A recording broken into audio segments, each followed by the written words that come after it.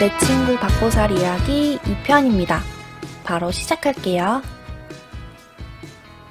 우리 엄마는 참 대쪽 같은 분이세요. 한 번 안 된다고 하면 끝까지 안 되지만 또 한 번 한 약속은 아무리 사소한 거라도 꼭 지키시죠. 우리 엄마 에피소드도 진짜 많은데 언젠가 또 엄마 얘기로 글도 한번 써볼게요. 근데 그렇게 성격 확실한 엄마도 박보살 말이라면 무조건 오케이. 조상님 이야기 이후로 완전 맹신 중이세요. 우리 엄마는 강아지를 싫어해요. 싫어하는 이유가 딴 게 아니라 제가 기관지가 별로 안 좋아서 털 있는 동물들을 싫어하시죠. 근처에도 못 가게 하셨어요. 근데 전 강아지를 너무나도 사랑해요. 이루어질 수 없는 사랑인 거죠. 하지만 전 포기할 수 없었고 그래서 저의 잔머리로 박보살을 살살 꼬드겼어요. 야, 나 강아지 키우게 네가 좀 도와줘. 밥을 한 6번인가 사줬어요. 우린 먹는 것도 스케일이 커요. 에휴, 가해 알바비로 벌어들인 내 피 같은 돈들이 바닥을 드러내고서야 결국 박보살이 도와주기로 합니다. 엄마를 설득하기 위해 박보살이 동거 중인 세련이라는 강아지를 안고 우리 집에 왔어요. 근데 세련이 이것이 자꾸 우리 아빠를 보고 짖는 거예요. 전 세련이 입막음을 위해 자꾸 육포를 물려줬죠. 씹으면서도 짖는 싸나운 것 같으니라고. 역시 강아지는 주인을 닮는 거죠. 박보살이 마침내 말을 꺼냈어요. 두둥. 엄마, 집에 강아지 한 마리 키우셔야겠어요. 흰 강아지로. 아, 나 저것이 돌았나. 전 시추나 요키 키우고 싶다고 했잖아, 이년아. 속으로 별 쌍욕을 다 했죠. 아우. 박보살 맹신하는 우리 엄마는 별다른 이유도 묻지 않고 백구 한 마리를 사오셨어요.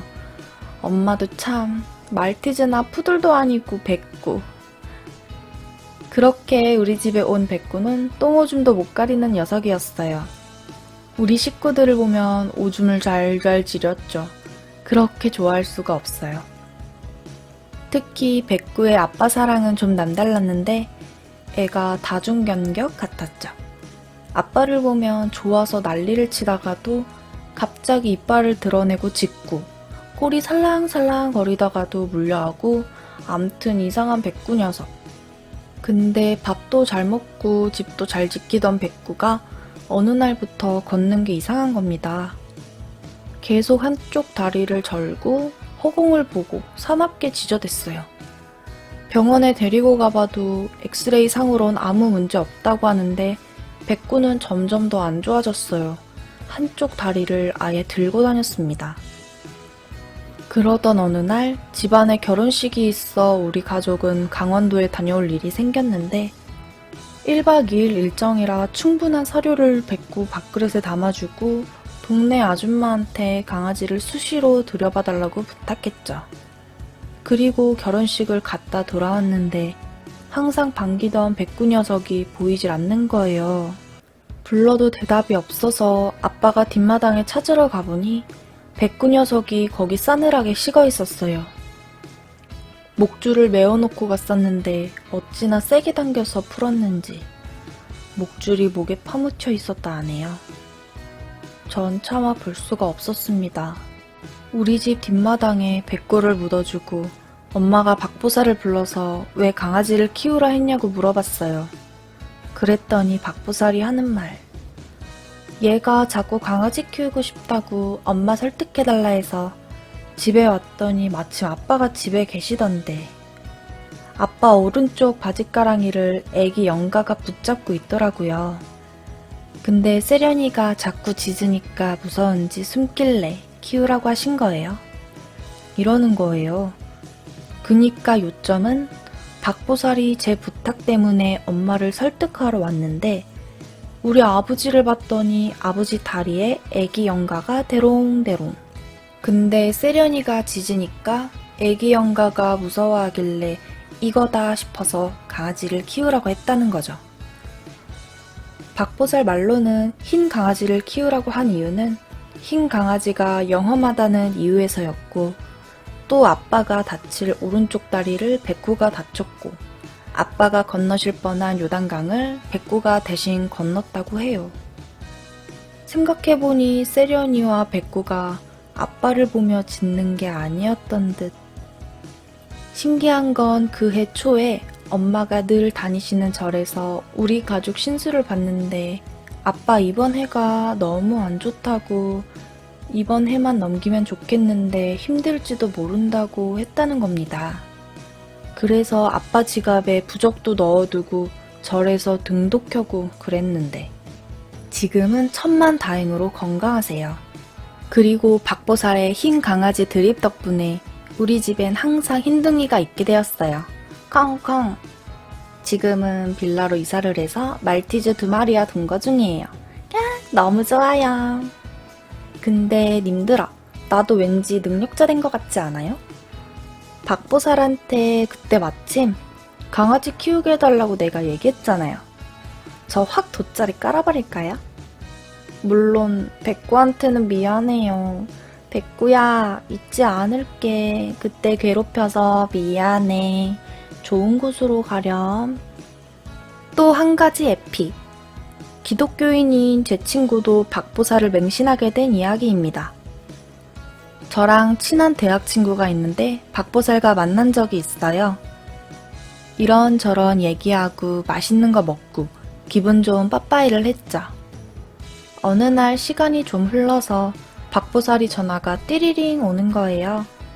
너 친구 혹시 자취하냐고 묻길래 그렇다고 했죠.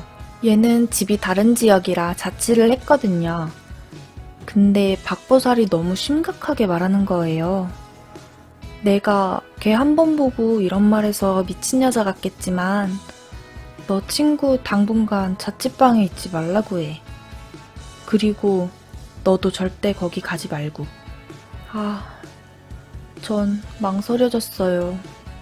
대학 친구는 기독교인이라 그런 걸 전혀 믿지 않았거든요. 저는 왜곡된 기독교인들을 싫어하지만 얘는 정말 독실하고 남에게 강요하지 않아요. 정말 진정한 기독교인이에요. 그래서 분명히 박보살 얘기를 해도 씨알도 안 먹힐 테고 그래서 대학 친구에게 억지 핑계를 대고 우리 집에서 며칠 통학을 하기로 했습니다. 그러다 3일인가 지나서 친구가 전공서적 가지러 가야 된다고 학교 가는 길에 자기 집에 좀 들리자 해서 갔어요. 저는 차 안에서 기다리고 있고 친구가 집에 올라갔는데 전화가 오는 거예요. 전화를 받으니까 덜덜 떨면서 와달라고 하는 겁니다. 무슨 일이지 싶어서 올라가 봤더니 친구네 집이 난장판이 되어 있었어요. 헐, 그래서 박보살이 여기 있지 말라고 했나? 싶은 마음이 들었죠. 경찰에 신고를 하고 박보살한테 전화를 했습니다. 친구네 집에 도둑놈이 들어와서 다 털렸다고 난장판이라고 그랬더니 박보살이 대수롭지 않다는 듯 말하며 걔 거기 있었으면 몸도 상할 뻔했어. 꿈에 웬 시커먼 놈 2명이 나타나서 네 친구한테 나쁜 짓 하더라고. 만약 거기에 그 친구가 있었다면 어떻게 됐을까 싶은 마음이 드니까 눈물이 막 났어요. 그때 우리 학교 근처 원룸촌에서 알게 모르게 강간 사건이 많이 있었는데 박보살 덕분에 제 친구는 살았습니다. 그리고 보름 뒤인가 친구 반지랑 목걸이, 노트북 갖고 간 놈들을 잡았는데 박보살이 꿈에서 보았듯 20대 남자 2명이 범인이었어요. 오늘의 마지막 이야기입니다. 박보살 1편을 보신 분은 아시겠지만 박보살이 제 어깨 위에 계신 수호령을 봤어요. 며칠 뒤에 자기 이모한테 가자고 하는 거예요. 난 드디어 그 유명하신 박보살 이모님을 뵙게 되었죠. 두둥, 염통이 쫄깃해지는 기분이었어요. 근데 예상외로 이모님 인상만 보니까 정말 인자하신 보통 아주머니 같았습니다. 인사를 드리고 박보살의 친한 친구라는 이야기를 들으시더니 저더러 앉아봐라 하시는 거예요. 이모님 앞에 앉았더니 이모님 하시는 말씀이 다 좋은데 도화살이 꼈노? 네 방에 꽃이 있나? 이러시는 거예요. 전 도화살이 뭔지 몰랐습니다. 알고 보니 도화살은 복숭아 나무 도, 꽃, 화, 자를 쓰는 거라고 하셨어요. 복숭아 꽃이 예쁘고 화려하지는 않지만 이상하게 사람을 끄는 매력이 있다나? 그래요. 저 예쁘고 화려하지 않아요. 한마디로 말해서 한 사람이랑 100년 해로 하지 못하고 자꾸 이성이 꼬이는 거예요. 예전 기생이나 요부, 지금은 화류계에 종사하시는 분들이나 연예인들이 도화살 사주가 많다고 합니다. 이 얘기를 들은 박보살이 저한테 비장한 표정으로 넌 전생에 논개였어 라며 논개 드립 쳐주네요. 참나 황진이도 아니고 논개.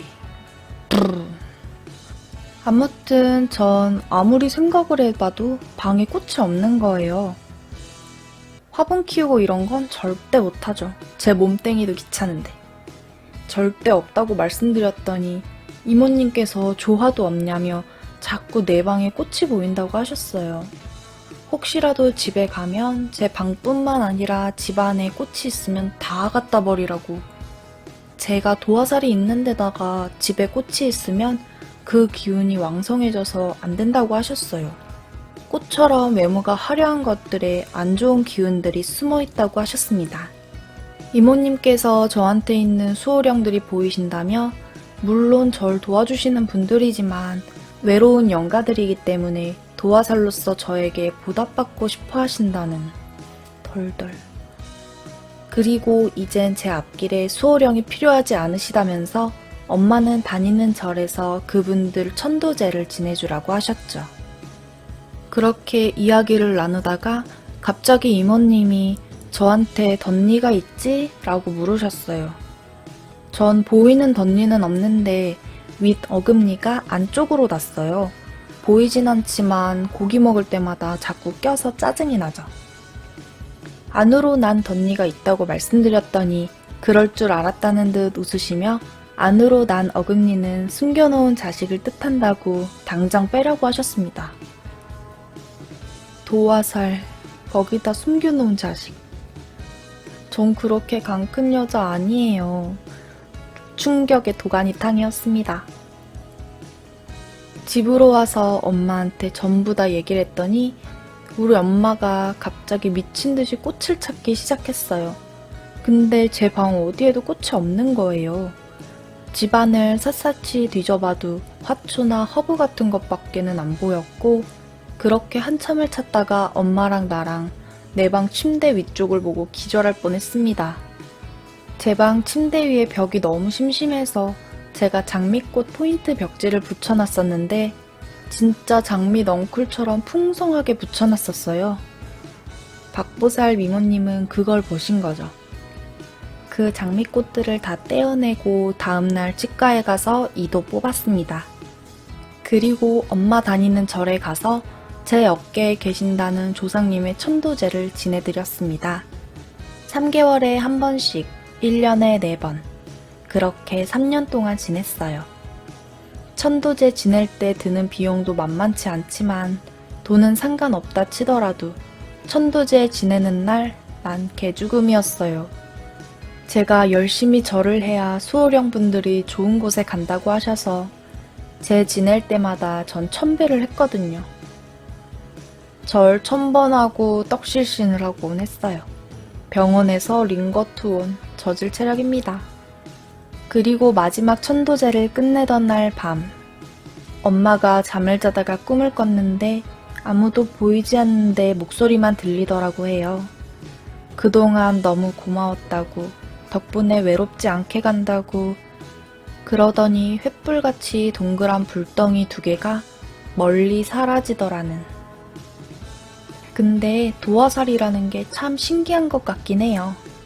전 오크녀의 호비 쪽인데 20살 때부터 남친이 항상 있었어요. 물론 과거형입니다. 성격은 좀 좋은 편이고 제 생각에만요. 다행히도 박보살 이모님 덕분에 도화살이 순탄하게 넘어갔지만 천도제 끝나고 난 뒤부터는 개뿔, 남자 구경도 못했어요. 역시 오크니와의 호빗 쪽은 성격이 좋더라도 외로운 팔자인 거죠. 이쁜 게 착한 겁니다. 에휴. 여러분, 이 편이 마무리되었어요. 재밌게 보셨다면 구독과 좋아요, 그리고 알람 설정까지 꼭 부탁드려요. 그럼 3편에서 다시 만나요. 안녕!